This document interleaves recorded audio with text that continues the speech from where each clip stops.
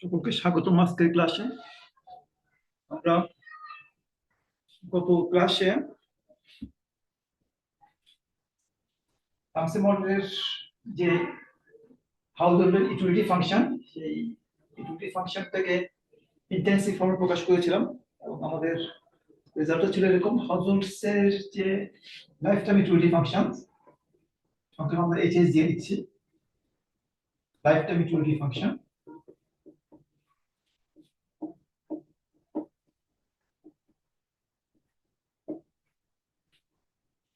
যেটাকে আমরা বলছি ইউ ইকুয়াল টু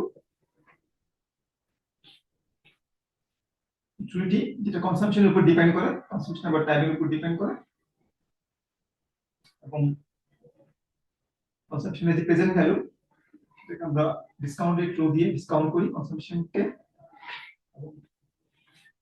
আমরা এটাকে টাইমের সাপেক্ষে ইন্টিগ্রেট করি, সামেশন করি। টাইম পিরিয়ড হচ্ছে 0 থেকে, টাইম পিরিয়ড থেকে ইনফিনিটি করি। একটা হাউজহোল্ড লাইফ টাইম পর্যন্ত বেঁচে থাকে। এটাকে একটা হাউজহোল্ডের ইউটিলিটি ফাংশন, যে একটা হাউজহোল্ডের ইউটিলিটি ফাংশন হওয়ার কারণে একজন ব্যক্তির ইউটিলিটি ফাংশনকে আমরা নাম্বার অফ হাউজহোল্ড দিয়ে আমরা গুণ করি। হাউজহোল্ডের সংখ্যা হচ্ছে একটা দেশে যে লেবার ফোর্স আছে সেটাকে total number of household in the country, সেটা দিয়ে আমরা ভাগ করে হাউজহোল্ড সাইজ পাই আমরা। এটা হলো একটা হাউজহোল্ডের ইউটিলিটি ফাংশন। এটাকে আমরা ওভার টাইম এটাকে আমরা সামেশন করি। এগুলো আমাদের একটা হাউজহোল্ডের লাইফ টাইম ইউটিলিটি ফাংশন।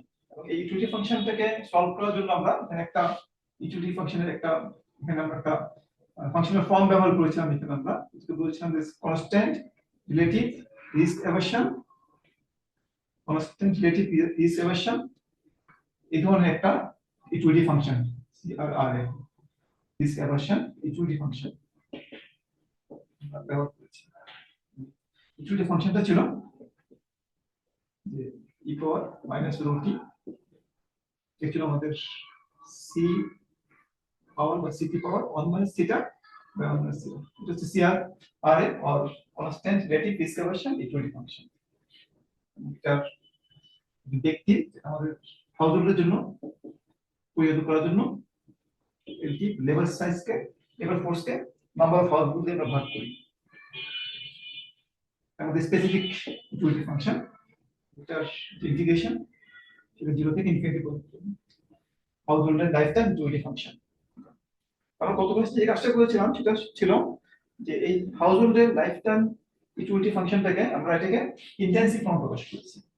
কারণ এর আগে আমরা যে সলভ মডেলে আমরা যে ক্যাপিটালের যে ডাইনামিক্স দেখেছি, আমরা সেখানে ক্যাপিটালকে আমরা ইন্টেন্সিভ ফর্মে প্রকাশ করেছিলাম।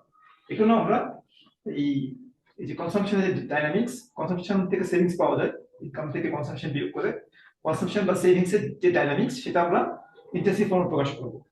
তারপর আমরা এই লাইফ টাইম কনসাম্পশন বা কনসাম্পশন যে ইন্টেন্সিভ ফর্ম সেটা এবং ক্যাপিটাল ডাইনামিক্স দুটোকে একত্রিত করে একটা জেনারেল একটা ইকুইলিব্রিয়াম বের করার চেষ্টা করব। এখান থেকে এটাকে আমরা গত ক্লাসে দেখিয়েছি এটাকে কিভাবে এটাকে কনভার্ট করে ইন্টেন্সিভ ফর্মে প্রকাশ করার পরে আমরা যে রেজাল্টটা পেয়েছিলাম সেই রেজাল্টটা ছিল এই ধরনের একটা রেজাল্ট পেয়েছি। আমরা কিছু কনস্ট্যান্ট পেয়েছি, আমরা কনস্ট্যান্ট গুলোকে একত্রিত করে বি হিসেবে লিখেছি এবং ইন্টিগ্রেশনের বাইরে রেখেছি সেটাকে আমরা কনস্ট্যান্ট গুলোকে, এবং এখানে E power minus beta T, বিটার একটা মান আছে, এই মানটা আমরা কত পাশে লিখেছিলাম আবার লিখে দেখাবো। ই পাওয়ার মাইনাস বিটা টি, আর এটা ক্যাপিটাল সি টি থেকে small C T, space intensive ফর্মে small C T, capital C small C or 1 minus theta by 1 minus theta এই ফর্মে আসে, এবং dt এটাও কিন্তু আমাদের হাউজহোল্ডের ইউটিলিটি ফাংশন। এখানে যে মানগুলো আছে সেই মানগুলো আমরা ভেঙে সেগুলোকে আমরা কনস্ট্যান্টের মধ্যে অ্যাবজর্ব করে ফেলছি, এই কনস্ট্যান্টের মধ্যে। তো যেখানে আমরা এটাকে যদি আমরা একটু বি এবং বিটা বলতে কি বোঝানো হয় সেটার যে ইলাবোরেশন সেটা হলো কি হয় যে মানটা পেয়েছিলাম আমরা, বিটা হচ্ছে এই 0.1 মাইনাস থিটা ইনিশিয়াল নলেজ, আর আরেকটা ছিল কনস্ট্যান্ট সেটা হচ্ছে আমাদের L0 by H, L0 by এগুলো সবগুলোই constant. It's the number of household in the country. এটা যে বি এর মানটা, এবং বিটা যেটা, সেই বিটার মানটা হলো and বিটা ইকুয়াল টু যে রো মাইনাস এন। রো হচ্ছে আমাদের discount rate of time, N হচ্ছে আমাদের পপুলেশন গ্রোথ রেট, আর আর হচ্ছে আমাদের মাইনাস ওয়ান মাইনাস থিটা জি, মাইনাস ওয়ান মাইনাস থিটা, এটা হচ্ছে আমাদের এই ইকুইটি ফাংশনের প্যারামিটারটা, জি জি হচ্ছে আমাদের নলেজের গ্রোথ রেট। এখানে বিটার মানটা হলো এটা, এবং এবং সাধারণত এটাকে আমরা পজিটিভ ধরে নিই, পজিটিভ ধরে কেন বলি, সলিউশনটা যাতে কনভার্স করে বা সলিউশনটা যাতে পাওয়া যায়, যাতে ডাইভার্স করে না চলে যায়, এই জন্য আমরা এর মানটা পজিটিভ দিচ্ছি, এটা মানটা বলবো। আচ্ছা, এটা হলো আমাদের হাউসহোল্ডের লাইফ টাইম ইকুইটি ফাংশন আমরা ডিরাইভ করেছি। আর আমাদের আর দরকার সলিউশন করার জন্য হাউসহোল্ডের লাইফ টাইম বাজেট কনস্ট্যান্ট দরকার, সেটাকে আমাদের ইন্টেন্সিভ ফর্মে প্রকাশ করতে হবে, লাইফ টাইম বাজেট কনস্ট্যান্ট। তো আমরা বাজেট কনস্ট্যান্ট থেকে সেটা প্রকাশ করেছিলাম, লাইফ টাইমের যে বাজেট কনস্ট্যান্ট, বাজেট কনস্ট্যান্ট হচ্ছে টোটাল লাইফ টাইম ইনকাম, একটু একুরেটলি বলতে পারি যে present value of total life time income cannot be less than the total value of lifetime expenditure, total lifetime present value of total lifetime expenditure. তো এই যে budget constant থেকে আমরা derive করেছিলাম লাইফটাইম বাজেট কনস্ট্যান্ট, একটু আবার সামান্য করে রিভিউ করেছি। তো আমাদের টোটাল লাইফটাইম বাজেট কনস্ট্যান্ট হলো বাজেট কনস্ট্যান্ট, এটা আমরা লিখি বাজেট কনস্ট্যান্ট কে হচ্ছে total expenditure equal to 0 to infinity, এক্সপেন্ডিচারটা হলো সিটি কনসাম্পশন এক্সপেন্ডিচার ব্যক্তি, আর হাউসের জন্য হচ্ছে এলটি বাই এইচ, আর এটা যে ডিসকাউন্ট বা প্রেজেন্ট ভ্যালু সেটা হচ্ছে ই পাওয়ার, এটা ডিসকাউন্ট করতে হয় মাইনাস আরটি দিয়ে। আর আরটি থেকে আরটি হচ্ছে আমাদের এটা যে কনসাম্পশন করলে তাকে যে বড় করে কনসাম্পশন করতে হয়, বা সেভ করলে যে সেখান থেকে একটা রেট অফ ইন্টারেস্ট পাই, যেটা আমরা আর দিয়ে লিখি, আর হচ্ছে rate of interest, borrowing rate or savings rate, আর হচ্ছে রেট অফ ইন্টারেস্ট, যেটা আমরা লো লেভেল ফান্ড মার্কেটে যে ইকুইলিব্রিয়াম ইন্টারেস্ট রেট, সেই ইন্টারেস্ট রেটকে আমরা স্মল আর দিয়ে লিখি, স্মল আর। সেই স্মল আরটা ভ্যারি করে টাইম টু টাইম, সেটার যে ইন্টিগ্রেটেড ভ্যালু সেটাকে আমরা ক্যাপিটাল আরটি দিয়ে লিখছি। তাহলে আমরা বলছি যেখানে যে আরটি যেটা, সেই আরটিটা হলো যে ইন্টারেস্টে যেটা আছে আরটি, এটাকে আমরা ইন্টিগ্রেট করি কারেন্ট পিরিয়ড থেকে শুরু করে টি পিরিয়ড পর্যন্ত, যতদিন পর্যন্ত আমরা বড় করছি বা যত দিনের জন্য সেভ করছি, সেটাকে আমরা সেই পিরিয়ড পর্যন্ত আমরা ইন্টিগ্রেট করছি। তাহলে আরটিটা হলো যে discount rate or accumulation rate of fund, যে বড় করলে সেটা আমাকে ফিউচারে আমাকে ইন্টারেস্ট রেট সহ পে করতে হবে, বা যদি সেভ করে ইন্টারেস্ট রেট সহ ভবিষ্যতে ভোগ করতে পারবে। এই আরটিটা হলো যে ভেরিয়েবল ইন্টারেস্ট রেট, যেটা আমরা এখানে আরটি দিচ্ছি। যদি আরটা কনস্ট্যান্ট হতো, আরটা কনস্ট্যান্ট হলে এটাকে আমরা এভাবে লিখতে পারতাম, আরটি লিখতে পারতাম সিম্পলি, এটা জায়গায় আর ইজ কনস্ট্যান্ট, কনস্ট্যান্ট হলে আমরা এটাকে সিম্পলি আরটি দিয়ে লিখতে পারতাম। যেভাবে আমরা এখানে বিটা কনস্ট্যান্ট, বিটা দিয়ে লিখেছি, কিংবা কনসাম্পশন ক্ষেত্রে আমরা রোটি দিয়ে লিখেছি, রোটা কনস্ট্যান্ট, ডিসকাউন্ট রেটটা ওভার টাইম, সে কারণে এখানে যেহেতু ইন্টারেস্ট রেটটা ভেরিয়েবল, সেখানে এখানে আমরা আরটি লিখতে পারছি না, কিন্তু আমরা আরটা যদি ভ্যারি করছে, আরটা যদি ভ্যারি করছে ওভার টাইম আরটিটা, সেখানে আমাদের কি করতে হয়েছে, যে যে পরিমাণ পর্যন্ত আমরা সেভ করছি বা ইনভেস্ট করছি, যে পিরিয়ড পর্যন্ত, সেই পদ্ধতিকে আমরা ইন্টিগ্রেট করতে হচ্ছে আমাদেরকে, এটাকে আমরা আরটি বলছি, এটাকে integration of RT equal to 0 to t dt এই সাথে ইন্টিগ্রেট করা হচ্ছে। আর এটা যদি কনস্ট্যান্ট হতো, আরটা যদি কনস্ট্যান্ট হতো, যদি তাহলে এক মুদ আরটা কনস্ট্যান্ট হতো, আমি যদি এটাকে ডিসকাউন্ট এটাকে যদি আমি ইন্টিগ্রেট করতাম, এটা যে ভ্যালুটা ইন্টিগ্রেশন ভ্যালুটা rt dt, এটা আসলে rt সমানই হতো ইন্টিগ্রেট করা হবে। তখন আমরা rt এর পরিবর্তে যে এই যে rt মান, এটা rt দিয়ে আমরা লিখতে পারতাম। যেহেতু rt টা জাস্ট যদি ভ্যারি করে ওভার টাইম, সেখানে এখানে আমরা rt এর পরিবর্তে এই rt এর পরিবর্তে আমরা কি লিখছি, rt লিখছি, ক্যাপিটাল rt লিখছি। যে ক্যাপিটাল rt টা হলো integration value of small rt। এটা হলো আমাদের লাইফটাইম কনসাম্পশন বা lifetime consumption expenditure of A household. এটা হচ্ছে হাউসহোল্ডের ইন্ডিকেটর, এই ডিটি ওভার টাইম ইন্ডিকেটর। এটা লাইফটাইম ইনকাম হচ্ছে বিষয়টা পাবে। লাইফটাইম ইনকাম আমরা দুটো কম্পোনেন্ট দিয়ে ধরেছি। একটা হচ্ছে যে ইনিশিয়াল ক্যাপিটাল স্টক আছে A0,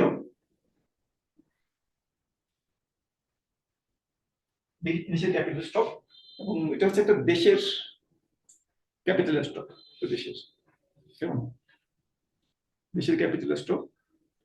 তো এই ক্যাপিটাল স্টকটাকে আমরা ধরছি যে এটা বাজেট কনস্ট্যান্ট ছিল, সেই বাজেট কনস্ট্যান্টটাকে আমি একটু পেশ করে লিখি। এটা হচ্ছে টোটাল ইকোনমিজ ক্যাপিটাল স্টক, দেশের capital stock. Number of household দিয়ে ভাগ করলে আমরা একটা ফ্যামিলির ক্যাপিটাল স্টকের মানটা পাই।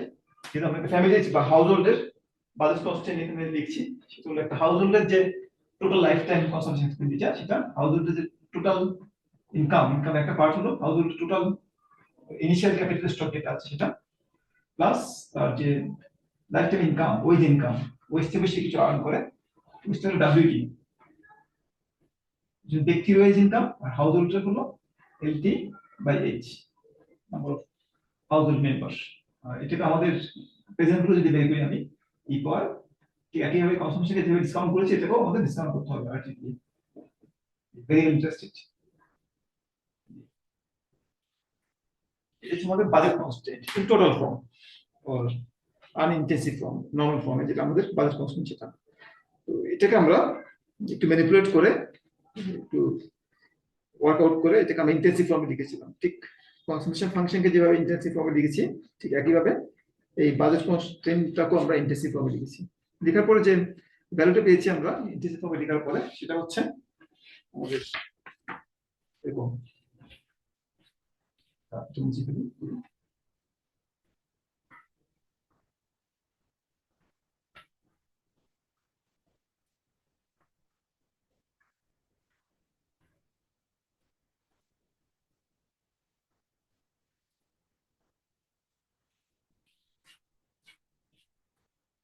যেটাকে আমরা একটু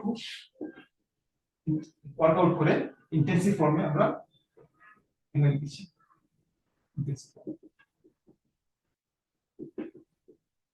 পার ইফেক্টিভ লেবার ফর্ম, কেমন সেটা ছিল আমাদের equation of power minus RT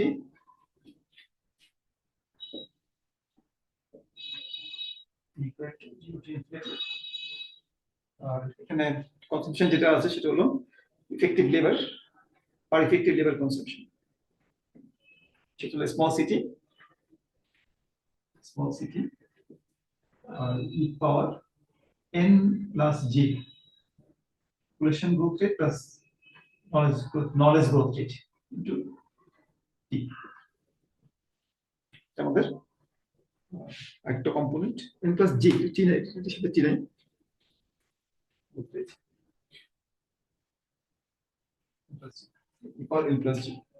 আর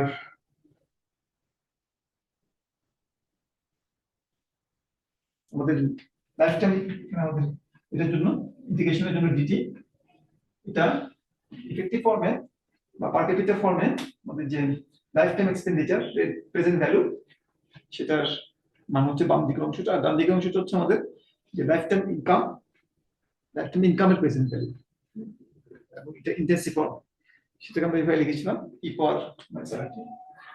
তো integration life time income 0 to infinity, এবং এখানে যে স্মল সিটি দিয়েছি এখানে আমরা স্মল ডাব্লিউটি দিয়ে লিখেছিলাম এটাকে wage, effective labour wage, effective labour wage, এবং এটার একটা ডিসকাউন্টেড ভ্যালু আছে পর কি একটা আছে থাকার কথা কি একটা ই পাওয়ার n প্লাস জিটি, আর এটা হচ্ছে প্রেজেন্ট ভ্যালু ই পাওয়ার মাইনাস আর টি, আর ইন্টিগ্রেশনের জন্য ডিটি ওভার টাইম ইন্টিগ্রেশনটা আমরা করছি। ডান দিকের অংশটা হচ্ছে যে ইফেক্টিভ ফর্মে বা পার ক্যাপিটা ফর্মে ইনকামের লাইফ টাইম ইনকামের প্রেজেন্ট ভ্যালু। তাহলে এই দুটো ইকুয়েশন আমরা ডিরাইভ করেছিলাম, একটা হচ্ছে লাইফ টাইম ইউটিলিটির present value in intensive form, আর একটা হচ্ছে লাইফ টাইম বাজেট কনস্ট্রেইন্টের প্রেজেন্ট ফর্মে প্রকাশটা। এই দুটো ব্যবহার করে আমরা যে হাউস হোল্ডের যে ইউটিলিটি ম্যাক্সিমাইজেশন প্রবলেম সেটা সলভ করেছিলাম। যে রেজাল্ট পেয়েছি আমরা আমাদের প্রথমত আমরা প্রবলেমটা লিখি, তারপর আমরা সলিউশনটা লিখি। ওয়ার্কআউটগুলো আমরা ক্লাসে করেছি আগে।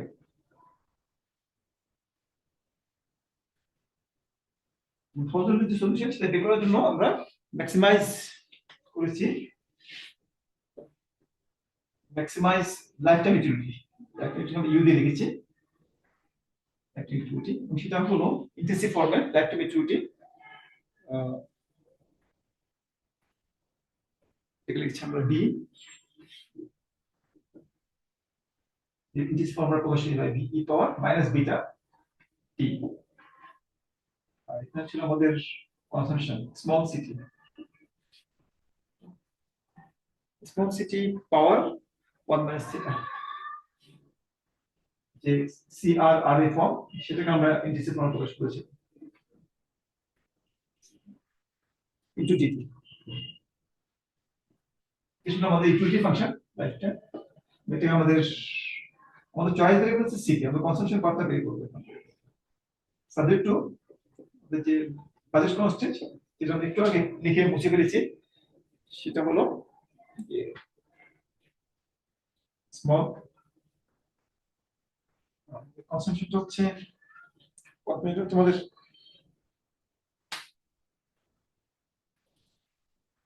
সিটি, যেটা আমরা ডিসকাউন্ট কনসাম্পশনটা বা আমাদের কনসাম্পশন এক্সপেন্ডিচার হচ্ছে life time cost expenditure 0 to infinity, এটা হচ্ছে ইফেক্টিভ ফর্মুলা কনসাম্পশন এক্সপেন্ডিচার, এবং এটাকে আমরা প্রেজেন্ট ভ্যালু বের করেছি, এবং যে ইফেক্টিভ ফর্ম প্রকাশ করা হয়েছে সাথে আরেকটা মান ছিল ই পাওয়ার এন প্লাস জি, এন হচ্ছে লেবারের জন্য, জি হচ্ছে নলেজের গ্রোথ জন্য,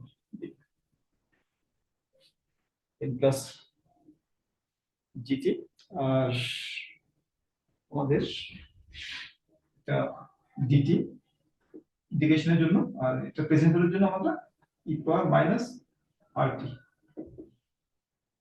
এই মানগুলো আমরা ব্যবহার করছি। এটা হচ্ছে কনসেপশন, এটা less than or equal to যে আমরা যে লাইফ টাইম যে ইনকাম আমরা স্মল k0 দিয়ে লিখেছি, স্মল k0 হচ্ছে ইফেক্টিভ ফর্মে পার ক্যাপিটা যে ক্যাপিটাল স্টকের পরিমাণ ইনিশিয়াল সেটা প্লাস ওয়েজ ইনকাম যেটা হচ্ছে life time equal to 0 to infinity W T D T, আর এটার যে প্রেজেন্ট ভ্যালু সেটা হলো E power minus R T, minus R T. এটা মতো এদিকে একটা টার্ম আছে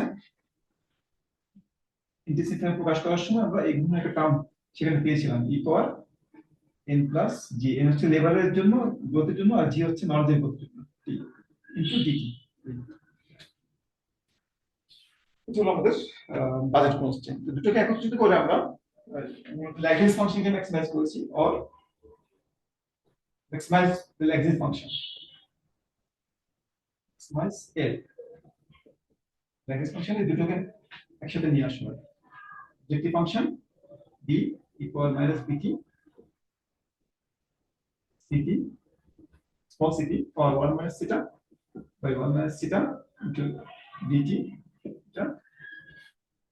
plus ল্যাগ্রেঞ্জ মাল্টিপ্লায়ার ম্যাক্সিমাইজ করছি কার সাপেক্ষে সিটি এর সাপেক্ষে আর যেহেতু আমরা দুটো ইকুয়েশন একত্রিত করে ফেলেছি ল্যাগ্রেঞ্জ মাল্টিপ্লায়ার একটা চলক আসছে একটা নতুন চলক সিটি এবং ল্যামডা সাপেক্ষে আমরা ম্যাক্সিমাইজ করছি আমরা মূলত সিটি সাপেক্ষে করব ল্যামডার সাপেক্ষে করব কনস্ট্যান্টটা হলো ইনকাম মাইনাস ইনকাম হলো আমাদের k0 plus equal to 0 to infinity e power minus rt discount rate wt to e power n plus g t into dt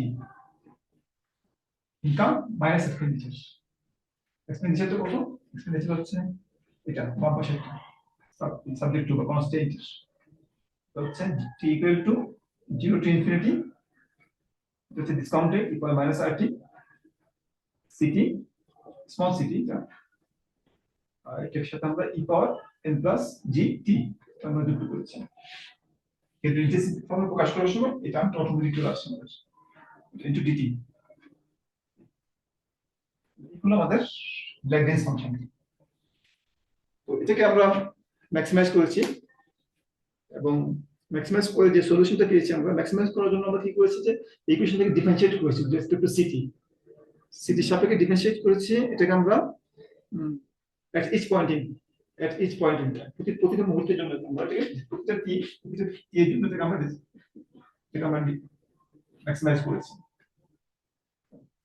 তো আমরা কোনো পার্টিকুলার ভ্যালু নিয়ে t এর জন্য সেটাকে যদি ম্যাক্সিমাইজ করি আমরা একটা রেজাল্ট পেয়েছিলাম সেটা পাবো এখান থেকে সলিউশন করে আমরা একটা ওয়াইলার ইকুয়েশন পেয়েছিলাম বলা যেতে পারে আমাদের রেজাল্টেশন হচ্ছে এরকম মুছে দিয়ে লিখছি রেজাল্টটাকে এই ফাংশন থেকে ম্যাক্সিমাইজ করে ল্যাগ্রেঞ্জ ফাংশন থেকে আমাদের ফার্স্ট অর্ডার কন্ডিশন পেয়েছিলাম অর্থাৎ ল্যাগ্রেঞ্জ ফাংশনকে যখন আমরা কনসাম্পশনের সাপেক্ষে স্মল সিটির সাপেক্ষে ডিফারেন্সিয়েট করি একটা পার্টিকুলার টি এর জন্য তখন আমরা যে রেজাল্ট পাই আমরা পরে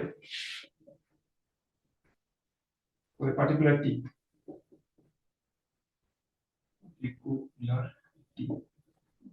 LL del CT যদি আমরা ডিফারেন্সিয়েট করি সিটি এর সাপেক্ষে তাহলে আমরা পার্টিকুলার টি এর সাপেক্ষে করছি মানে ইন্টিগ্রেশনটাকে আমরা কনসিডার করছি ইন্টিগ্রেশনটাকে বাদ দিয়ে শুধুমাত্র টি এর সাপেক্ষে করছি এই ডিজিটালকে কনসিডার করছি তাহলে এটাকে ডিফারেন্সিয়েট করলে কি দাঁড়াবে 1 minus theta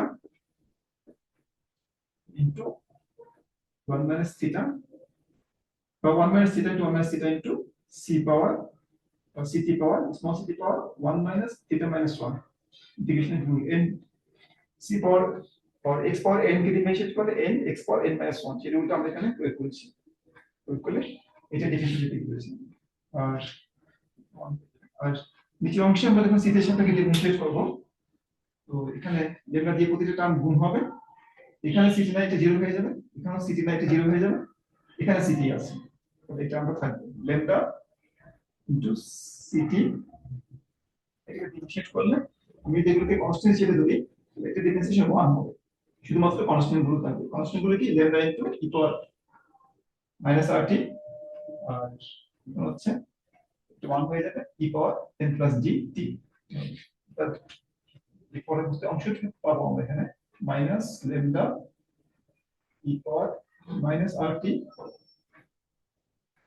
এখন e পাওয়ার মাইনাস rt লিখে ফেলে এটাকে আমরা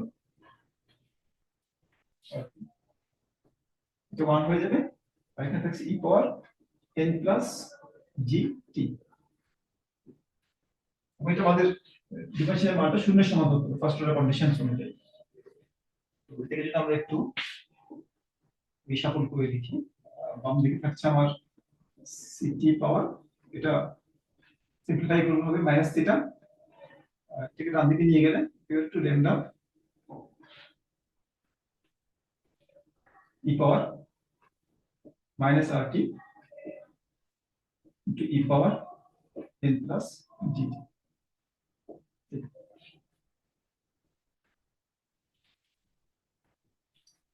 পর n প্লাস জিটি কেমন? আচ্ছা, তারপরে আমরা এখন এই যে ইকুয়েশনটা পেলাম, এটা ফার্স্ট অর্ডার কন্ডিশনটা পেলাম।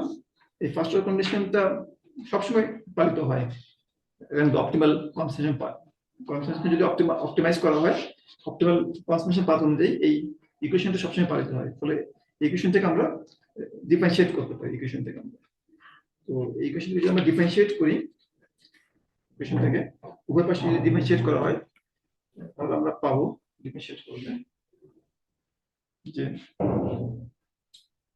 আমাদের একটা টার্ম মিসিং হয়ে গেছে, সেটা হচ্ছে এই বিটাকে আমরা মিসিং করে দিয়েছি। বি আছে, কনস্ট্যান্ট হিসেবে বিটা থাকবে।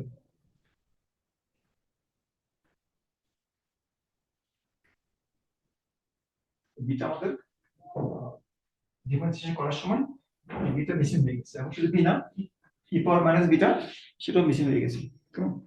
এটা আমাদের এখানে যুক্ত করতে হবে। আমরা যুক্ত করার জন্য একটু জায়গা ক্রিয়েট করে যুক্ত করি। এখানে এল এল সিটি কি আছে, আরেকটা আছে কি ই পাওয়ার মাইনাস বিটা। আমরা আমাদের বাদ পড়ে গেছে, আমরা সংযুক্ত করতে হবে। কেমন? এদিকেও থাকবে বি ই পাওয়ার, এটা B capital B minus beta. এটা আমাদের ফার্স্ট অর্ডার কন্ডিশন। এই ফার্স্ট অর্ডার কন্ডিশন থেকে যদি আমরা ডিফারেন্সিয়েট করি, এটা আমরা ডিফারেন্সিয়েট করার আগে আমরা আগে এটা লগ নিব, লগ নিয়ে তারপর ডিফারেন্সিয়েট করব, তাহলে আমাদের সুবিধা হবে। তো যদি এটাকে আমরা লগ নেই, এই ইকুয়েশনটা ফার্স্ট অর্ডার কন্ডিশন যেটা পেয়েছি আমরা, সেই ফার্স্ট অর্ডার কন্ডিশনের লগ এক্সপ্রেশনটা হবে আমাদের যে taking log on both sides. Taking log is natural log on both sides.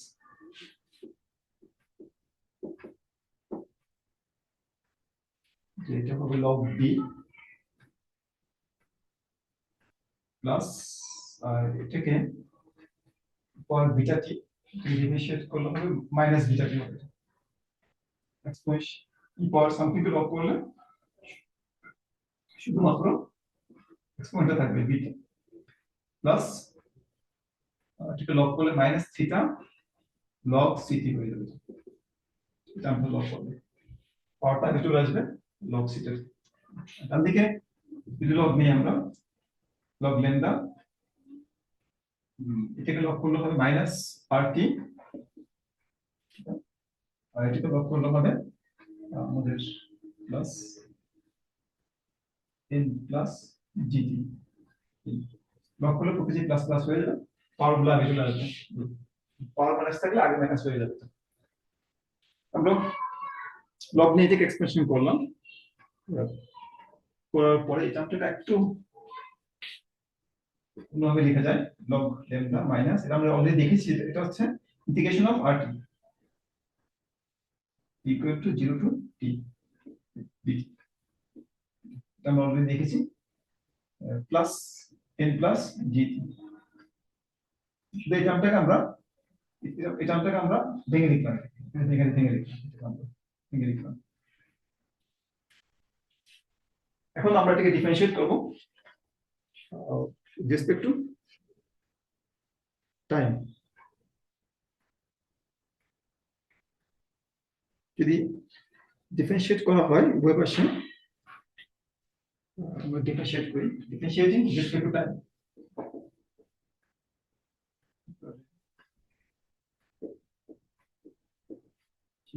with respect to time, time means t এর সাথে যদি ডিফারেন্সিয়েট করি, তাহলে আমরা পাবো এখানে যে এটা টাইম নাই, 0 হয়ে যাবে, এখানে বিটা থাকবে, এটাকে ডিফারেন্সিয়েট করলে পাবো মাইনাস থিটা লগ সিটিকে লগ অফ সাম ভেরিয়েবলকে ডিফারেন্সিয়েট করলে টাইমের রেসপেক্টে ওই ভেরিয়েবলের গ্রোথ রেট পাওয়া যায়। যদি ডিফারেন্সিয়েট করা হয়, যদি তার গ্রোথ রেট হচ্ছে সিটি ডট বাই সিটি, বা লগ সিটি এর ডিফারেন্সিয়েশন যদি করা হয় এটা এই মানটা পাবো, যেটা বলে গ্রোথ রেট অফ কনসাম্পশন। যে কোনো ভেরিয়েবলের লগকে ডিফারেন্সিয়েট করলে সেই ভেরিয়েবলের গ্রোথ রেট পাওয়া যায়, এবং গ্রোথ রেটটা হলো time derivative divide by the original value, CT dot by city, city dot by city, এটা হচ্ছে আমাদের কনসাম্পশনের গ্রোথ রেট। এটা হচ্ছে লগ সি ডিফারেন্সিয়েশন, ঠিক আছে? আমরা ডান দিকে যদি ডিফারেন্সিয়েট করি এখানে কোনো টি নাই, জিরো হয়ে যাবে। আর এটাকে ডিফারেন্সিয়েট করলে বা এটাকে ডিফারেন্সিয়েট করলে কি পাওয়া যাবে? ইন্টিগ্রেশনকে ডিফারেন্সিয়েট করলে অরিজিনাল ভ্যালু পাওয়া যায়, তাহলে এখানে আরটি পাবো আমি। আর ডান দিকে ডিফারেন্সিয়েট করলে পাবো প্লাস n প্লাস g। তাহলে আমাদের ফার্স্ট অর্ডার কন্ডিশনটা ডিফারেন্সিয়েশন হয়ে গেল টাইমের রেসপেক্টে। কেন ডিফারেন্সিয়েট করলাম? যেহেতু করা গেল, কারণ যেহেতু ফার্স্ট অর্ডার কন্ডিশনটা ওভার টাইম প্রতিটা টাইম পিরিয়ডে পালিত হয়, সে কারণে। এটা যদি আমরা সলভ করি, এই সলভ করে এই সিটি ডট বা কনসাম্পশনের গ্রোথ রেটের সাপেক্ষে সলভ করি, তাহলে আমরা কনসাম্পশনের গ্রোথ রেটের সলিউশনটা পেয়ে যাব। দেখো যদি সিটি ডট বাই সিটি মানটা বের করি, এই মানটা হবে, এই টার্মগুলোকে ডান দিকে নিয়ে গেলে যে বিটা বিটাটাকে ভিন্ন লিখে যাচ্ছে করবে, আমাদের এখানে একটা মাইনাস সাইন আছে, মাইনাস সাইন থিটা মাইনাস প্রপার্শন থেকে কি হবে? থিটা মাইনাস আরটি, তো পাশে গেলে প্লাস হয়ে যাবে, ডান দিকে আছে minus R T plus N plus G. তো এখান থেকে যদি আমরা থিটার মানটা বের করি, মাইনাস দিয়ে গুণ করি ডান পাশে, তাহলে আমরা রেজাল্টটা চেঞ্জ হবে।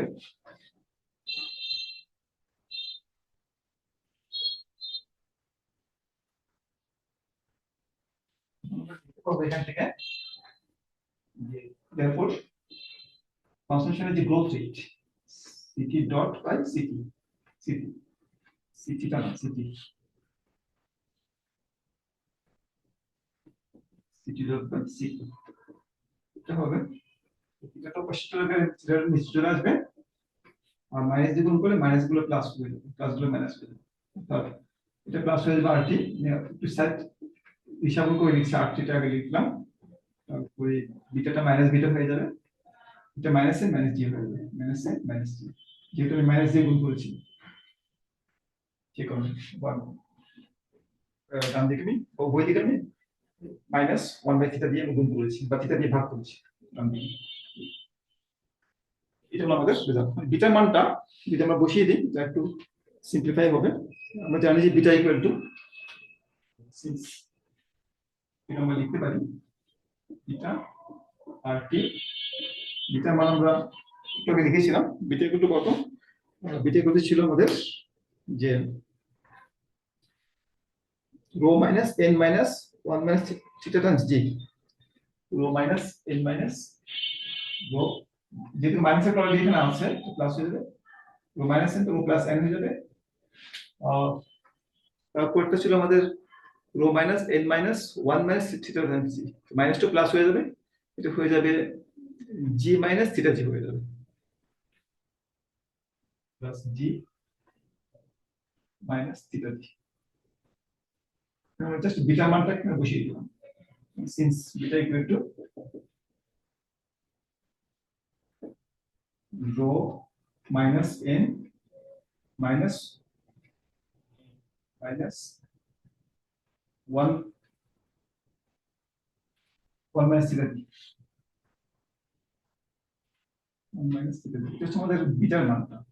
যখন আমরা মাইনাস বিটা বসাবো, তারপর এখানে আমরা মাইনাস বিটা মানে হচ্ছে কি minus rho plus N plus plus হয়ে যাবে ওয়ান মাইনাস থিটা জি, এই মানটা এখানে বসিয়েছি আমরা, বিটা থেকে বসিয়েছি minus rho plus N plus one minus theta G, জিটা ছিল ব্র্যাকেটের বাইরে,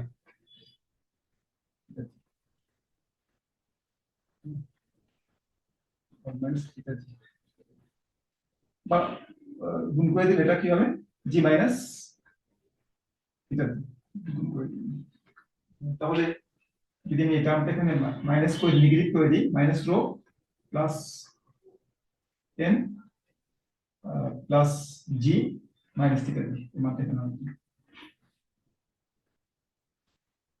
এখন এটাকে আমরা লিখতে পারি যে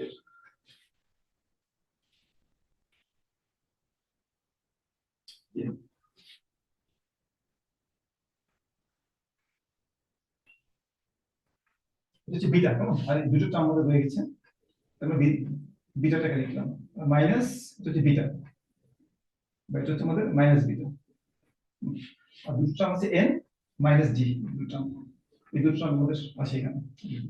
আমরা এখানে এন এবং জি দুটো টার্মকে ক্রস আউট করতে পারবো, এখান থেকে ক্রস আউট করলে আমাদের বাকি থাকবে theta R T minus rho minus theta G. এটা হলো আমাদের কনসাম্পশনের গ্রোথ পার্ট, ইফেক্টিভ ফর্মে যে কনসাম্পশন রেট তার গ্রোথ পার্ট ইফেক্টিভ ফর্মে। আমরা অনেক সময় ইফেক্টিভ ফর্মে কনসাম্পশনের গ্রোথ রেটটাকে পার ক্যাপিটাল কনসাম্পশনের যে গ্রোথ রেট সে হিসেবে প্রকাশ করি, অর্থাৎ ক্যাপিটাল সিটি বাই সিটি হিসেবে প্রকাশ করি। এতে এক্সপ্রেশনটা একটু সিম্পলিফাইড, মোর সিম্পলিফাইড হয়। এখান থেকে আমরা যে যে এখানে আমরা যে ইকুয়েশনটা ডিরাইভ করলাম সেটা হচ্ছে ইফেক্টিভ ফর্মে ক্যাপিটাল যে আছে কনসাম্পশন যে আছে, ইফেক্টিভ ফর্মে কনসাম্পশন পার ইফেক্টিভ লেবার কনসাম্পশন সেটা গ্রোথ রেট থেকে আমরা ডিরাইভ করেছি। যেহেতু পার ইফেক্টিভ লেবার কনসাম্পশনের জন্য আমরা সলিউশনটা বের করেছি। আমরা এখান থেকে লিখবো সিন্স আমাদের যে ইফেক্টিভ ফর্মে কনসাম্পশন সিটি, এটা আমরা কিভাবে প্রকাশ করি, যে per capital consumption capital city এটাকে ভাগ করি কি দিয়ে, নলেজ দিয়ে ভাগ করি, ভাগ করলে আমরা কি পাই, এটা হচ্ছে আমাদের পার ইফেক্টিভ লেবার কনসাম্পশনের ডেফিনিশন। তো এখান থেকে আমরা সিটি এর মান যেমন ক্যাপিটাল সিটি যেটা বা পার ক্যাপিটাল কনসাম্পশন, এর ভ্যালুটা হলো এই দুটো গুণফল স্মল সিটি টাইমস এটি। তাহলে এটা যে গ্রোথ রেট, গ্রোথ রেট মানে আমরা লগ নিয়ে টাইম ডিফারেন্সিয়েট করতে পারি গ্রোথ রেট বের করার জন্য, বা সিম্পলি এটা যে গ্রোথ রেট, গ্রোথ রেটটা হবে আমরা গ্রোথ রেটের ফর্মুলা বের করতে পারি, এটা গ্রোথ রেটকে লিখে আমরা city dot by city growth rate log নিয়ে টাইম হিসাবে ডিফারেন্সিয়েট করে মানটা পাবো, বা গ্রোথ রেটকে আমরা এভাবে ডিফাইন করি। এবং যদি কোনো একটা চলকের গ্রোথ রেট অন্য দুটো চলকের গ্রোথ রেটের গুণফলের সমান হয়, তাহলে এটা কি হবে, এটার গ্রোথ রেট প্লাস এটার গ্রোথ রেট সমান হবে। অর্থাৎ এটার মানটা হবে small CT dot by small CT plus AT dot by AT. কারণ একটা চলকের গ্রোথ রেট দুটো চলকের গুণফলের গ্রোথ রেট সমান হলে ওই দুটো চলকের গ্রোথ রেট যোগফলের সমান হয়, গ্রোথ রেট রুল। এটা হলো আমাদের এই মানটা হলো কত, আমরা অলরেডি বের করেছি, এখানে মানটা হলো আমাদের R T minus rho minus theta G by theta. আর নলেজের গ্রোথ রেট কত আমরা জানি, নলেজের গ্রোথ হচ্ছে জি, নলেজের গ্রোথ রেট। তবে এই দুটি ইকুয়েশনকে যোগ করলে আমরা পার ক্যাপিটাল কনসাম্পশনের যে গ্রোথ রেট সে মানটা আমরা পাবো, এবং সে মানটা হবে যে আমরা এখানে লিখব, লিখে পার ক্যাপিটাল কনসাম্পশনের যে গ্রোথ রেট সেটা হলো দুটোকে যোগ করা হয় theta R T minus rho minus theta G plus theta G, দুটো ক্রস আউট হয়ে ইকুয়েশনটা সিম্পল হবে আরটি মাইনাস রো। এটা হচ্ছে আমাদের পার ক্যাপিটাল কনসাম্পশনের growth rate, capital C dot by capital C. এটা একটা ইকুয়েশন। আগেটা ছিল ইফেক্টিভ কনসাম্পশনের গ্রোথ রেট, আর এটা হচ্ছে যে পার ক্যাপিটাল কনসাম্পশনের গ্রোথ রেট। যেটা আমরা জি টার্মটাকে যেটা আমরা আমাদের এটা এই রেজাল্ট, যেটা রেজাল্টের একটা নাইস ইন্টারপ্রিটেশন আছে, সেটা হলো আর হলো আমাদের rate of interest on savings or investment. তো একজন ব্যক্তি সেভ করে ভবিষ্যতে বেশি ভোগ করবে কিনা, ভবিষ্যতে আর ভোগ বৃদ্ধি পাবে কিনা, কনসাম্পশন গ্রোথটা পজিটিভ হবে কিনা, বাড়বে কিনা, সেটা নির্ভর করছে এই রেট অফ ইন্টারেস্টের উপর। আর এগুলো হচ্ছে তার প্যারামিটার। আর হচ্ছে ডিসকাউন্টেড টাইম, ডিসকাউন্টেড সেই ভবিষ্যৎ টাইমকে কতটুকু ডিসকাউন্ট করে। আর এটা হচ্ছে আমাদের যে ইউটিলিটি ফাংশনের যে প্যারামিটার, সেটা যেটা ইন্টারটেম্পোরাল সাবস্টিটিউশনকে ইন্ডিকেট করে, অর্থাৎ হচ্ছে রেটকে নির্ধারণ করে। তো আমরা এখান থেকে বলতে পারি যদি রেট অফ ইন্টারেস্ট যদি টাইম প্রেফারেন্সের চেয়ে বা টাইম ডিসকাউন্ট রেটের চেয়ে যদি বেশি হয়, তাহলে সে সেভ করবে এবং ভবিষ্যতে বেশি কনসেন্ট করবে, কনসেন্ট পার্টটা রাইজিং হবে, উপরের দিকে যাবে। আর যদি রেট অফ ইন্টারেস্ট যদি তার টাইম প্রেফারেন্স বা টাইম ডিসকাউন্ট রেট যেটা সেটা যদি কম হয়, তাহলে ভ্যালুটা নেগেটিভ হবে এবং কনসাম্পশন গ্রোথটা কমবে, বা কনসাম্পশন ভবিষ্যতে কনসাম্পশন কম হবে, বর্তমানে কনসাম্পশন বেশি হবে। এখান থেকে আমরা এই ব্যাখ্যাটুকু পাই বা এই ইন্টারপ্রিটেশনটুকু পাই আমরা। চলো কনসাম্পশনের গ্রোথ রেট, এটা আমরা এই ইকুয়েশনটা সলভ করে লাইফ কনজিউমারের যে life time utility function intensive ফর্মে লিখে সেটাকে আমরা ইন্টেন্সিভ ফর্মে যে বাজেট ইকুয়েশনটা আছে সেটা সাপেক্ষে সলভ করে আমরা এই সলিউশনটা পাই আমরা। আচ্ছা, এখন আমরা এই যে এখানে আমাদের দুটো চলক আছে, একটা হচ্ছে কনসাম্পশন, একটা হলো ক্যাপিটাল স্টক। এই ক্যাপিটাল স্টক কনসাম্পশন এই দুটো কিভাবে একসাথে ভারসাম্য নির্ধারিত হয়, এটাকে আমরা বলবো ক্যাপিটালের যে growth rate. Capital growth rate আমরা অলরেডি দেখেছি। ক্যাপিটাল গ্রোথ রেটটা যেহেতু আমরা এখানে সলো ইকুয়েশনটা যেহেতু আমরা এই যে সলো মডেলের যে প্রোডাকশন ফাংশন ব্যবহার করা হয়, একই ধরনের প্রোডাকশন ফাংশন এখানে ব্যবহার করছি আমরা, এবং আমরা যদি একই ধরনের প্যারামিটার ইউজ করি, ক্যাপিটালের যে গ্রোথ রেট সেটা সলো ইকুয়েশনের মাধ্যমে নির্ধারিত হবে। ক্যাপিটাল গ্রোথ রেট আমরা দেখেছি ক্যাপিটালের যে একুমুলেশন রেট কে টি ডট, সেই ক্যাপিটাল একুমুলেশন রেটটা হলো পার ক্যাপিটা ফর্মে যে অ্যাকচুয়াল কতটুকু ইনভেস্টমেন্ট করা হচ্ছে পার ফিফটি লেবারের জন্য, এবং কতটুকু রিকোয়ার্ড ইনভেস্টমেন্ট ওই পরিমাণ ক্যাপিটাল স্টক মেইনটেইন করার জন্য। এই দুই যে পার্থক্যটা হচ্ছে আমাদের ক্যাপিটাল স্টকের একুমুলেশন রেট বা ডিকুমুলেশন রেট। ক্যাপিটালের একটা ইকুয়েশন আছে, এই দুটো ইকুয়েশনকে একত্রিত করে কনসাম্পশনের যে ডাইনামিক্স যেটা আমরা বের করলাম এবং ক্যাপিটালের যে ডাইনামিক্স যেটা আমরা সলো মডেলে বের করেছি, এই দুটোকে একত্রিত করে আমরা একটা ইকোনমিক যে ডাইনামিক্স বা ইকোনমিক যে গতিপথ, কিভাবে ইকোনমি অগ্রসর হবে ওভার টাইম, সেটা সম্পর্কে আমরা ধারণা করবো। এটাকে বলবো আমরা the dynamics of the economy.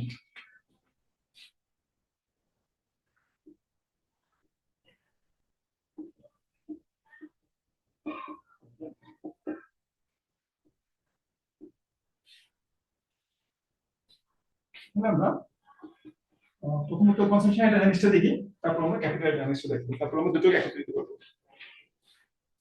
Consumption ডাইনামিক্সটা আমরা দুটো ফর্মে দেখছি, একটা ক্যাপিটাল ফর্মে, একটা পার effective labour form.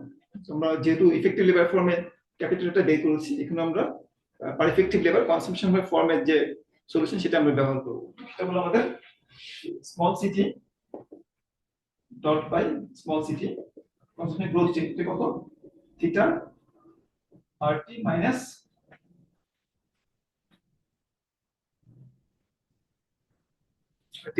n minus g minus beta, বা আর অথবা এটাকে আমরা এভাবে লিখেছি RT minus rho minus theta g, RT minus rho minus theta g। আর যদি আমরা ক্যাপিটাল ফর্মে নেই তাহলে এই দুটো টার্ম বাদ চলে যাবে, এই টার্মটা বাদ চলে যাবে, প্লাস g দিয়ে যদি আমরা যোগ করি এই টার্মটা ড্রপ আউট হয়ে যাবে, শুধুমাত্র থাকে RT minus rho by theta। R perfective ফর্মে এই টার্মটা থাকবে। এই যে কনসেপশনের যে গ্রোথ রেট, এখানে আমরা এই আরটি যেটা আছে, এখানে আমরা আরটিটাকে একটু চেঞ্জ করে লিখবো যে আরটিটা হচ্ছে আমাদের রেট অফ ইন্টারেস্ট। আমরা আগে বলেছি যে আমরা এসিউম করছি এখানে পারফেক্টলি কম্পিটিটিভ মার্কেট আছে, যেখানে হাউস হোল্ডার সেভ করে এবং ফার্ম সেখান থেকে বর্ন করে, এবং যে উপকরণগুলো আছে এখানে হাউস হোল্ড লেবার সাপ্লাই করে সেখানে ওয়েজ রেট পায়, ওই রেটটা হচ্ছে তাদের মার্জিনাল প্রোডাক্টিভিটির সমান। আর ঠিক একইভাবে তারা যে ক্যাপিটাল সাপ্লাই করে ক্যাপিটাল মার্কেটে বা সেভিংস যে করে, সেই সেভিংস রেটটা হচ্ছে ক্যাপিটালের মার্জিনাল প্রোডাক্টিভিটির সমান। অর্থাৎ যে প্রোডাকশন ফাংশনটা আছে আমাদের y equal to fk function of capital stock, সেই ফাংশনের যে ডেরিভেটিভ রেসপেক্ট টু ক্যাপিটাল, যেটাকে আমরা f প্রাইম কে বলি, প্রোডাকশন ফাংশনের ক্যাপিটালের যে marginal productivity, marginal product of capital, এটা হলো যে dy আউটপুট কতটুকু বৃদ্ধি পায় এই ক্যাপিটাল স্টক বৃদ্ধি পেলে, কেমন এটা আমরা দেখেছি আগেই যে টোটাল আউটপুট বৃদ্ধি, তো এটা হচ্ছে ক্যাপিটালের মার্জিনাল প্রোডাক্টিভিটি। এটা আসলে ইন্টেন্সিভ ফর্মে এটা সমান হয়, এটাকে আমরা এইভাবে লিখি D Y equal to F K by D K, যদি সংক্ষেপে লেখা হয় এফ প্রাইম কে দিয়ে লেখা হয়। তাহলে এটা হচ্ছে আমাদের ক্যাপিটালের মার্জিনাল প্রোডাক্টিভিটি। তো আফটার দ্য কম্পিটিং মার্কেটে রেট অফ ইন্টারেস্ট এর কার সমান হয়, ক্যাপিটালের মার্জিনাল প্রোডাক্টিভিটি সমান হয় এফ প্রাইম কে সমান, হচ্ছে ক্যাপিটালের marginal productivity minus rho minus theta G by theta. এটা হচ্ছে আমাদের কনসেপশনের সলিউশন, কনসেপশন পাথের সলিউশন। এখান থেকে আমরা কনসেপশন ডাইনামিক্সটা কেমন হবে সেটা আমরা চিত্রের মাধ্যমে ব্যাখ্যা করব। প্রথমত যে সি টি ডট কখন জিরো হবে, conception goes zero over time. C T dot সমান জিরো হবে যদি এই টার্মটা এই টার্মের সমান হয়, অর্থাৎ এফ প্রাইম কে ইফ ক্যাপিটালের মার্জিনাল প্রোডাক্টিভিটি যদি রো প্লাস থিটা জি যদি সমান হয়, তাহলে এই দুই পাশটা ক্রস আপ হয়ে যাবে, এটার সাথে এটা কাটাকাটি হয়ে জিরো হয়ে যাবে, জিরো কে থিটা দিয়ে ভাগ করলে জিরো হয়ে যাবে, অর্থাৎ সিটি ডটটা জিরো হবে। এটা দিয়ে এর পাশে গুণ করলো জিরো হয়ে যাবে, সুতরাং সিটি ডট সমান জিরো হয়ে যাবে। তাহলে কনসাম্পশনের গ্রোথ রেট জিরো হবে, বা কনসাম্পশনের টাইম রেট অফ চেঞ্জটা জিরো হবে, ওভার টাইম কনসাম্পশনটা পার ক্যাপিটাল বা ইফেক্টিভ ফর্মে যে কনসাম্পশন সেটা পরিবর্তন হবে না যদি ক্যাপিটালের যে মার্জিনাল প্রোডাক্টিভিটি সেটা রো প্লাস থিটা জি এর সমান যদি হয়, কেমন? ঠিক একইভাবে এই মানটা যদি এটা চেয়ে বড় হয় তাহলে এটা পজিটিভ হবে, এবং এটা কনসাম্পশনের গ্রোথ ওভার টাইমটা কি হবে, বাড়বে। যদি প্রাইম কে ক্যাপিটাল মার্জিনাল প্রোডাক্টিভিটি যদি এটা চেয়ে যদি বড় হয়, এটা হচ্ছে রো প্লাস থিটা জি চেয়ে যদি বড় হয়। ঠিক একইভাবে কনসাম্পশনটা over time small quantity over time হ্রাস পাবে যদি ক্যাপিটালের যে মার্জিনাল প্রোডাক্টিভিটি সেটা যদি রো প্লাস থিটা জি এর চেয়ে যদি ছোট হয়, কেমন? এটাকে আমরা চিত্রের মাধ্যমে দেখাতে পারবো। এটাকে আমরা যদি আমরা চিত্রের মাধ্যমে দেখাই এই কনসেপশনের ডাইনামিক্সটাকে আমরা দেখানোর জন্য ছোট চিত্র ব্যবহার করি। এখানে একদিকে দিব আমরা ক্যাপিটাল স্টকের পরিমাণ, আর একদিকে দিব আমরা কনসাম্পশনের পরিমাণ, ইফেক্টিভ কনসাম্পশনের পরিমাণ। তো এখানে এফ প্রাইম কে যখন রো প্লাস থিটা জি সমান, রো প্লাস থিটা একটা কনস্ট্যান্ট, এটা কনস্ট্যান্ট মনে করা যায়, এটা হচ্ছে rho plus theta for example rho plus theta G কে এর বিভিন্ন মান আছে, মনে করা এটা একটা মান, কে একটা মান, এটা একটা কনস্ট্যান্ট, এটা একটা ভ্যালু, একটা পার্টিকুলার ভ্যালু মনে করা যায়। তো কে মানটা যখন এর সমান হবে তখন সি ডটটা সমান 0 হবে। আমরা এই প্রথমেই দেখেছি সি ডট সমান 0 হবে যদি এফ প্রাইম কে অর্থাৎ ক্যাপিটালের যে মার্জিনাল প্রোডাক্টিভিটি যদি এটা সমান হয়, ক্যাপিটালের marginal productivity F prime K সমান যদি হয়, তাহলে আমরা এটা এখানে আমরা সি ডট সমান 0 পাবো সেখানে। এটা হলো একটা কন্ডিশন। তো এখানে বলছি কে এর মানটা হচ্ছে, এটা কিন্তু আসলে ঠিক কে এর মান না, এটা এফ প্রাইম কে এর মান, F prime K equal to rho plus theta G. F prime K এর মান থেকে এখান থেকে কে মানটা বের করা যায়, কে একটা পার্টিকুলার মানের জন্য আমরা যদি ডিফারেন্সিয়েট করি, সেই ডিফারেন্সিয়েশনের মানটা যদি রো প্লাস থিটা জি সমান হয়, তাহলে আমরা সি ডট সমান 0 পাবো। রো প্লাস থিটা যে কে এর মান বা এটা এফ প্রাইম কে এর মান, এফ প্রাইম কে এর মান থেকে আমরা কে এর মানকে আমরা এসিউম বা ইনফার করতে পারি বা বের করতে পারি, ইন্টিগ্রেট করে ইচ্ছা করলে কে এর মানটা বের করা যায়। কে একটা পার্টিকুলার ভ্যালু আছে, যে ভ্যালুতে এই কোয়াশিয়েন্ট ফাংশনকে ডিফারেন্সিয়েট করলে যে মানটা পাওয়া যাবে, সেই মানটা যদি রো প্লাস থিটা জি সমান হয়, সেই ভ্যালুতে সি ডট সমান 0 হবে। মানে কনসেপশন পরিবর্তন করবে।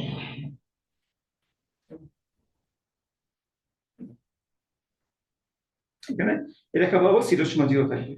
আর যদি আমরা আমাদের ক্যাপিটালের যে মানে marginal productivity of capital or prime K যদি কম হয়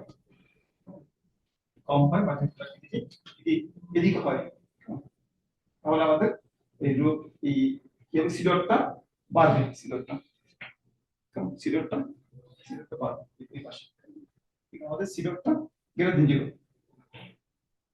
ঠিক একইভাবে আমরা যদি রো প্লাস থিটা জির মানটা যদি ডান দিকে হয়, বা যদি রো প্লাস থিটা জির মানটা যদি কম হয় কেমন, তাহলে কনজাম্পশনটা বাড়বে। মানে একটা এখন লক্ষ্য করতে হবে, এখানে কনফিউশন মনে হতে পারে যে আমরা বলছি এখানে থিটা লেস দেন 0 হবে, মানে এখানে যদি লক্ষ্য করি এখানে, এখানে মনে হতে পারে যে রো প্লাস থিটা জি কম কেমন, তবে এখানে দেখছি রো প্লাস থিটা যদি কম, যদি এফ প্রাইম কে এর মান যদি বেশি হয়, সাধারণত এফ প্রাইম কে এর ভ্যালুটা বেশি হয় যখন ক্যাপিটাল স্টক যখন কম থাকে, কম ক্যাপিটালের মার্জিনাল প্রোডাক্টিভিটি বেশি, আবার বেশি ক্যাপিটালের মার্জিনাল প্রোডাক্টিভিটি কম।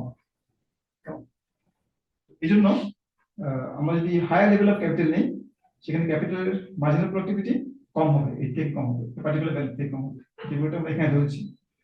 আর ক্যাপিটালের পরিমাণ যদি কম হয়, তাহলে ক্যাপিটালের যে মার্জিনাল প্রোডাক্টিভিটি সেটা বেশি হবে, এর চেয়ে বেশি হবে ক্যাপিটালের মার্জিনাল প্রোডাক্টিভিটি, তাহলে আমাদের ক্যাপিটাল স্ট্রাকচার বাড়বে। খেয়াল করতে হবে এদিকে কিন্তু আমরা এই হরাইজন্টাল অ্যাক্সিস বরাবর আমরা মার্জিনাল প্রোডাক্টিভিটি অফ ক্যাপিটাল দিচ্ছি না, এখানে আমরা ক্যাপিটাল দিচ্ছি, কেন আমরা এখানে আমরা চিন্তা করছি কি মার্জিনাল প্রোডাক্টিভিটি অফ ক্যাপিটাল, সেটা মানে এই কনফিউশনটা বাড়তে পারে।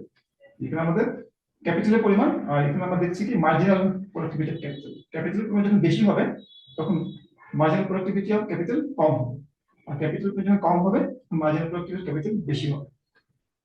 এবং এই জন্য এই ভ্যালুর বাম দিকে consumption is rising, আর এই ভ্যালুর ডান দিকে consumption is falling। এটা হলো আমাদের কনসাম্পশনের ডাইনামিক্স। আচ্ছা, তারপর আসা যাক আমাদের ক্যাপিটাল ডাইনামিক্সটা কেমন। ক্যাপিটাল ডাইনামিক্সটা আমরা দেখি। ক্যাপিটাল ডাইনামিক্সটা দেখার জন্য আমরা সলিড ইকুয়েশন থেকে ব্যবহার করব।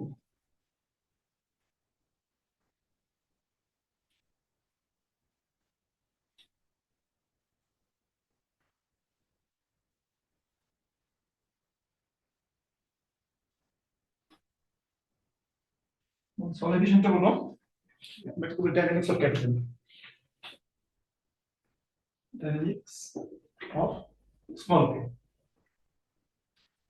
তো আমরা জানি যে সল মডেলের অনুযায়ী যে স্মল কে ডট সেটা হলো অ্যাকচুয়াল ইনভেস্টমেন্ট,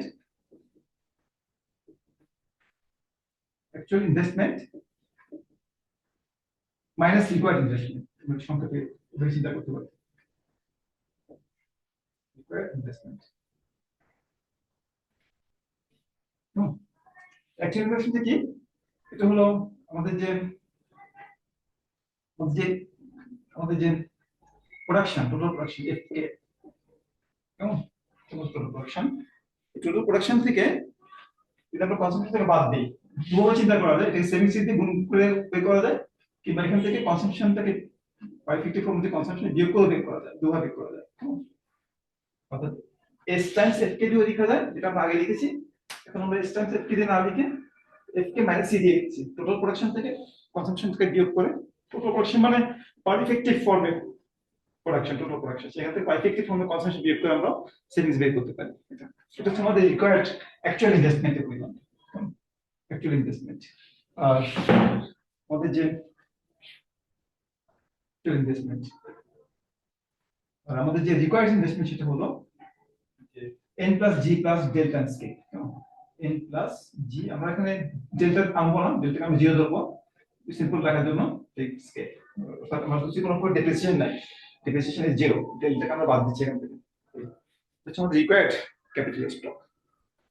এটাকে আমরা ইচ্ছে করে একটু অন্যভাবে লিখতে পারি, এফ কে মাইনাস n প্লাস জি কে, এটাকে একসাথে করলাম আর সিটাকে আমরা বাইরে রাখলাম, স্মল সিটা, ক্যাপিটাল সি, স্মল সি। এই এটা হচ্ছে ক্যাপিটাল স্টকের ওভার টাইম কিভাবে চেঞ্জ হবে সেটা। এখানে আমরা এখান থেকে আমরা বলতে পারি যে ক্যাপিটাল স্টকের চেঞ্জটা জিরো হবে, কে ডট ইকুয়াল টু জিরো। আগে আমরা সি ডট সময় জিরো বের করেছি, তারপর সি ডট কখন পজিটিভ হবে কখন নেগেটিভ হবে সেটা বের করেছি। এখানে আমরা কে ডট কখন জিরো হবে সেটা বের করবো, তারপর কে ডট কখন পজিটিভ হবে বের করবো, কে ডট কখন নেগেটিভ হবে সেটা বের করবো। প্রথম আমরা দেখি কে ডট কখন জিরো হবে। কে ডট তখনই জিরো হবে যখন আমাদের সি এর মানটা যখন এই কনসাম্পশনের মানটা যখন এই মানটা সমান হবে, অর্থাৎ এফ কে মাইনাস এন প্লাস জি কে এই দুটোর বিয়োগফলের সমান হবে যখন, অর্থাৎ যখন if A not equal to zero, এই দুটোর বিয়োগফলটা এই সি এর সমান হবে, অর্থাৎ F K minus N plus G K equal to C. যদি সি এর সমান হবে, বাম পাশের মানটা যখন এই মানটা যখন আমাদের সি এর সমান হবে তখন আমাদের কে ডট সমান জিরো হবে, এটা বলতে পারি।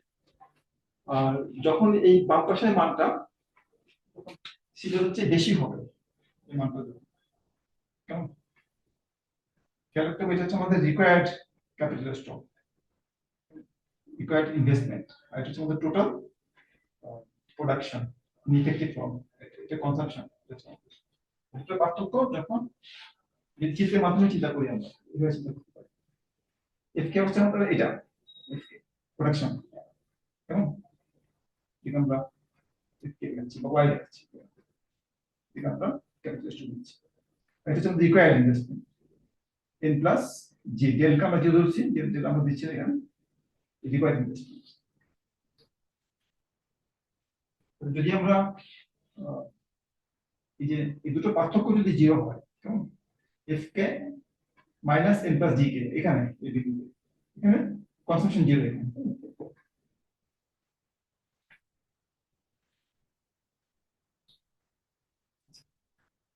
আর কে ডট সমান কখন জিরো হবে, যখন এই দুটোর পার্থক্যটা এফ কে মাইনাস এন প্লাস জি কে এই দুটোর পার্থক্য যখন সি এর সমান হবে, তখন কে ডট এখানে কিন্তু কে ডট জিরো না, এখানে কে ডট জিরো না, কে ডট জিরো হবে যখন এই দুটোর পার্থক্য যখন সি এর সমান হবে।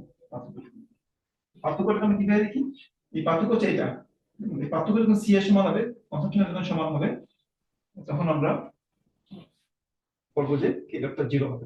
এই দুটো পার্থক্য যখন সি এর সমান হবে কে ডট সমান জিরো হবে। আর পার্থক্য বেশি হলে কে ডট গ্রেটার দেন জিরো হবে, যদি এই মানটা যদি সি এর চেয়ে বেশি হয়, এটাকে মাইনাস এন প্লাস জি কে ডট বেশি হয়, কনসাম্পশন যদি বেশি হয় এটা। ঠিক একইভাবে কে ডট লেস দেন জিরো হবে যদি এফ কে মাইনাস এন প্লাস জি কে এই মাত্রা যদি আমাদের সি এর চেয়ে ছোট হয়। কনসাম্পশনের ক্ষেত্রে যে কাজটা করেছি আমরা এখানেও একই কাজটা করলাম আমরা। এখন কনসাম্পশনটা কনসাম্পশনের যে মান, এই কনসাম্পশনের মানটা কখন হাইয়েস্ট হবে সেটা আমরা বলতে পারি, কিন্তু সাধারণত যখন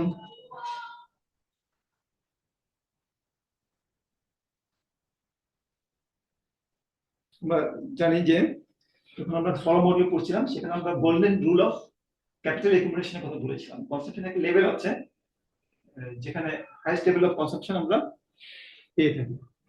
এটা হলো যে আমাদের প্রোডাকশন ফাংশনের স্লোপ, কেমন প্রোডাকশন ফাংশনের স্লোপটা যদি এই ফাংশনের স্লোপটাকে আমরা এফ প্রাইম কে বলি, আমাদের স্লোপটা হচ্ছে এফ প্রাইম কে, এফ প্রাইম কে যখন আমাদের n প্লাস জি এর সমান হবে, এফ প্রাইম কে এর মানটা যখন n প্লাস জি সমান, তখন এই ডিসটেন্সটা হাইয়েস্ট হবে, কনসাম্পশনের মানটা তখন হাইয়েস্ট হবে। অর্থাৎ যখন এই এফ প্রাইম কে এর মানটা যখন n প্লাস জি এর সমান হবে, n প্লাস জি এর যখন সমান হবে মানটা যখন, তখন আমাদের কনসাম্পশনটা হাইয়েস্ট হবে। এর আগ পর্যন্ত, এর আগে কনসাম্পশনটা বাড়তে থাকবে, এরপরে কনসাম্পশনটা কমতে থাকবে। যে ক্যাপিটাল স্টকের জন্য কনসাম্পশন লেভেলটা হাইয়েস্ট হয় সেটাকে বলে আপনাকে golden rule, GR K, golden rule of capital stock accumulation. Capital স্টকে যে মানে কনসাম্পশনের পরিমাণটা হাইয়েস্ট হয় সেটাকে বলি আমরা গোল্ডেন রুল ক্যাপিটাল স্টক। এখানে কনসাম্পশনের মধ্যে হাইয়েস্ট হবে। তাহলে ক্যাপিটালের যে ডাইনামিক্স, সেই ক্যাপিটালের ডাইনামিক্সটা, ক্যাপিটালের যে ডাইনামিক্স যে ইকুয়েশন, যেটা সেই ইকুয়েশনটা কনসাম্পশনের মতো লিনিয়ার হয় না। এটা কনসাম্পশনের যদি ইকুয়েশনটাকে যদি দেখি, আমরা ইকুয়েশনটা যদি প্লট করি, ইকুয়েশন প্লট করলে এটা যদি আগের মতোই কে এবং সি এর সাপেক্ষে প্লট করি, বা কে এবং সি এর স্পেসে প্লট করি আমরা, সেখানে দেখা যাবে যদি ক্যাপিটাল এস যদি জিরো হয়, কেমন, এখানে আমাদের required investment zero, actual investment দুটোই জিরো জিরো, বলে আমাদের এখানে কি হবে, কে ডট জিরো হবে, তাই না, কে ডট জিরো হবে। এবং যখন আমরা কে মানটা বাড়াতে থাকবো, তখন কনসাম্পশনের মানটা বাড়তে থাকে। যখন আমরা কে মানটা বাড়াতে থাকি, তখন গ্যাপটা বাড়তে থাকে বা কনসাম্পশনের মানটা বাড়তে থাকে। আমাদের কে মানটা বাড়াতে থাকলে কি হবে, কনসাম্পশনের মানটা বাড়তে থাকবে। একটা পর্যায়ে সর্বোচ্চ পুষবে, কখন সর্বোচ্চ পুষবে, যখন আমরা কেজি লেভেল অফ যখন যাবো, কেজি লেভেল অফ ক্যাপিটালিস্ট থেকে যাবো গোল্ডেন রুল জিআর যাবো, তখন এখানে কনসাম্পশনটা হাইয়েস্ট হবে, তারপর কনসাম্পশনটা কম করে শুরু করবে। কেমন, এটা হচ্ছে আমাদের যে, এটা হচ্ছে আমাদের এই রেখাটার সমীকরণ, এই রেখাটার সমীকরণ। কেমন, k dot equal to F K minus N plus G k minus c, যেখানে কে ডট জিরো। তাহলে এই রেখা বরাবর, এই যে কোঅর্ডিনেট লাইনটা আমরা আঁকলাম, সেই রেখা বরাবর কে ডট সমান জিরো। অর্থাৎ এই রেখা উপরে, এই রেখার উপরে কি হয়, এই দুটো মান সমান হয়, এফ কে এবং এন প্লাস জি কে মানটা সি এর সমান হয়, বা ডিফারেন্সটা, যে ডিফারেন্স, এই ডিফারেন্সটা সি এর সমান হয়। কেমন, যেমন এই লেভেলে, এই দিয়েছে নিচের লেভেলে, এখানে ডিফারেন্সটা কম, তাই না, ডিফারেন্সটা কম, কম সি এর সমান হয়, এখানে ডিফারেন্সটা কম, সি ও কম হয়, কম সি এর সমান হয়, তখন আমাদের কে এর সমান জিরো হবে। বা আমি যদি একটু high level of capital stock নেই, সি এর মানটা একটু বাড়াতে হবে to make k dot zero, k ডটকে শূন্য করার জন্য এটাকে যদি একটু বাড়াই আমি, অর্থাৎ তাহলে আমাকে কি করতে, সিটা করতে বাড়াতে হবে to make k dot zero. এই জন্য এটা প্রথম দিকে বাড়ছে, যতক্ষণ পর্যন্ত আমরা কেজি আর এ পৌঁছাচ্ছি বা গোল্ডেন রুল অফ ক্যাপিটাল স্টকে পৌঁছাচ্ছি, যেখানে কনসাম্পশন হাইয়েস্ট, ততক্ষণ পর্যন্ত আমাদের কে বাড়ালে আমাদের সিও বাড়াতে হবে to keep k dot at zero, k ডটকে শূন্য রাখার জন্য। এই বিন্দুর পরে যখন আমি ক্যাপিটালকে আরো বাড়াবো, তখন আমার কি করতে হবে, কনসাম্পশনকে কমাতে হবে, ক্যাপিটালকে বাড়াতে হবে কিন্তু কনসাম্পশন কমাতে হবে to make k dot zero, k ডটকে শূন্য রাখার জন্য। এটা হচ্ছে আমাদের k dot equal to zero রেখা। এই রেখার নিচে, রেখার নিচে যদি থাকি এই রেখার, তখন ক্যাপিটাল গ্রোথ রেটটা যদি আমার যদি এই মানটা যদি বেশি হয়, সি ডটের চেয়ে যদি বেশি হয়, তাহলে আমাদের কি হবে, বেশি হলে কে ডটটা বাড়বে। কেমন, এই মানটা বেশি হলে কে ডট বাড়বে, বেশি হলে আমরা এখানে বলেছি যদি নিচে যদি থাকে, নিচে থাকার অর্থ হচ্ছে যে সি এর চেয়ে কে বেশি, যে এখানে পয়েন্ট যদি নেই, কেমন, এখানে সি কে একটু বেশি নেই, অর্থাৎ সি এর চেয়ে যদি এফ কে মাইনাস এন প্লাস জি কে বেশি হয়, যদি নিচে এই রেখার নিচে অবস্থান করি, নিচে অবস্থান করার অর্থ হচ্ছে যে এই মানটা এই মানের চেয়ে বেশি, তখন আমাদের ক্যাপিটাল স্ট্রোকটা বাড়বে, কে ডট উইল বি ইনক্রিজিং। ঠিক একইভাবে আমি যদি উপরে থাকে, যদি উপরে থাকলে এই মানটা বেশি হবে, সিটা বেশি হবে এটা তুলনায়, ফলে আমার এখানে কি হবে, কে ডটটা কমবে, ডাইনামিক্সটা হবে বাম দিকে। যখন আমরা এই কে ডট ইকুয়াল টু জিরো এই রেখার নিচে অবস্থান করব, নিচে কোনো একটা পয়েন্টে আমি থাকবো, তখন আমাদের ক্যাপিটাল স্ট্রোকটা মানটা বাড়তে থাকবে। আর যখন আমরা কে ডট ইকুয়াল টু জিরো এই রেখার উপরে অবস্থান করব, তখন আমাদের ক্যাপিটাল স্ট্রোকের মানটা কমতে থাকবে। এটা হলো ক্যাপিটাল ডাইনামিক্স। আমরা এই দুটো ডাইনামিক্সকে একত্রিত করে আমরা গোটা ইকোনমির যে ডাইনামিক্স অফ সি এন্ড কে, কে এবং সি এর ডাইনামিক্স, সেটাকে আমরা ব্যাখ্যা করতে পারবো। এই ধরনের ডায়াগ্রাম গুলোকে বলা হয় phase diagram. Phase diagram, phase ডায়াগ্রামের মাধ্যমে আমরা ক্যাপিটাল স্টক এবং কনসাম্পশন এই দুটো ডাইনামিক্সকে আমরা দেখাতে পারি। আমরা এই C dot equal to zero এবং K dot equal to zero এই দুটোকে এক চিত্রে নিয়ে আসি, আমরা বুঝতে পারবো যে ইকোনমি কোথায় সেটেল ডাউন হবে ultimately. Phase diagram, phase diagram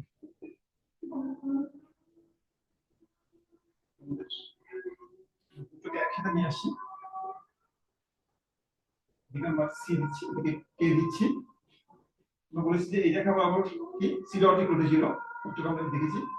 আর এই রেখা বরাবর কে dot equal to 0।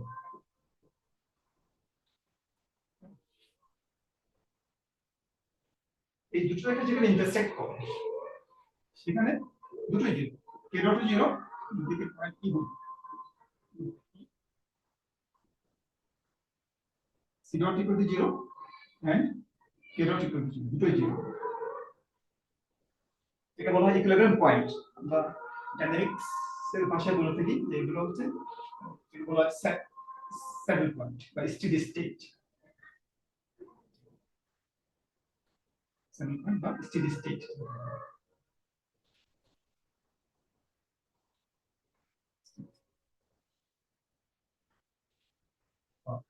Static static equilibrium আমরা বলি, ইকুইলিব্রিয়াম বলি, ডাইনামিক্স এর বলি স্টেডি স্টেট।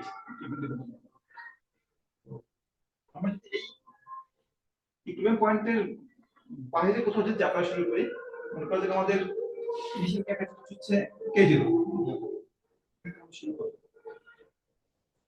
এই ইনিশিয়াল ক্যাপাসিটি স্ট্রোকের জন্য একটা একটা সি আছে, ইনিশিয়াল ফাংশন আছে যেটা c0 বলি। কেমন, যে পয়েন্ট থেকে যাত্রা শুরু করলে হচ্ছে c0 এবং k0, যাত্রা শুরু করলে ইকোনমিটা এই ভারসাম্যের দিকে যায়। আমি যদি এখান থেকে শুরু করি, ফর এক্সাম্পল ইকোনমি এই ভারসাম্যের দিকে ফিরে আসবে। অর্থাৎ এই পার্টিকুলার কে এর জন্য যদি কে প্রাইম 0 বলি, সি প্রাইম 0 বলি, তাহলে ইকোনমিটা ভারসাম্যের দিকে ফিরে আসবে। প্রত্যেকটা ইনিশিয়াল কে এর জন্য ইনিশিয়াল সি আছে, যেই মান থেকে যাত্রা শুরু করলে ইকোনমি ভারসাম্যের দিকে ফিরে আসবে। এই পথটাকে বলা হয় স্যাডল পথ।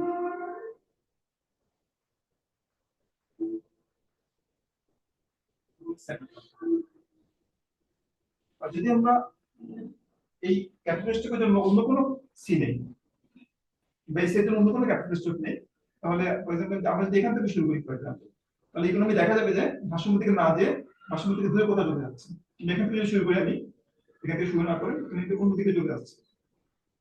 হ্যাঁ, এই স্যাডল পাথ ছাড়া অন্য কোনো পয়েন্ট থেকে যাত্রা শুরু করলে ইকোনমি ভারসাম্যের দিকে ফিরে আসবে, ইকোনমি ভারসাম্য থেকে দূরে চলে যাবে। তাহলে প্রতিটা সি এর জন্য একটা কে মান আছে, ইনিশিয়াল কে মান আছে, যে মান থেকে শুরু করলে আমরা ভারসাম্য দিকে ফিরবো। এই পার্টটাকে বলা হয় কি স্যাডল পার্ট বলা হয়। এখানে আরেকটা জিনিস লক্ষণীয়, সেটা হলো যে আমাদের ইকুইলিব্রিয়াম পয়েন্ট যেটা স্যাডল স্টেডি স্টেট যেটা, সেই পয়েন্টটা সাধারণত আমরা যে অ্যাসাম্পশন গুলো করেছি বা বিটার যে মানটা আমরা মান পজিটিভ রয়েছে একটু আগে, সেই অ্যাসাম্পশনের কারণে আমাদের যে গোল্ডেন রুল ক্যাপিটাল স্টক, যে বলছি এটা আমাদের গোল্ডেন রুল ক্যাপিটাল, এখানে প্রাইম কনসেন্ট্রেশন হাইয়েস্ট। এই গোল্ডেন রুল ক্যাপিটাল স্টকের যে সাধারণত বাম দিকে আমাদের ভারসাম্যটা হয়ে থাকে। আমরা যে স্ট্রিম করেছি যে বিটা যে মান ছিল, মানটা 0, এই মানের জন্য ইমপ্লাইজ দ্যাট আমাদের যে ভারসাম্য কে স্টার, ভারসাম্য সি স্টার, এই ভারসাম্য কে স্টার এর মানটা আমাদের গোল্ডেন রুল ক্যাপিটাল স্টকে যে মানটা আছে সেই মান হচ্ছে এই মানটা কম হয়ে যাবে আমাদের এই অ্যাসাম্পশনের কারণে। ডিটেইলস এক্সপ্লেইন করছি না, আমরা কিভাবে স্যাডল পাথের মাধ্যমে ভারসাম্য বুঝি এতটুকু দেখিয়ে আমরা আমাদের আলোচনা আজকে আপাতত এখানে শেষ করছি।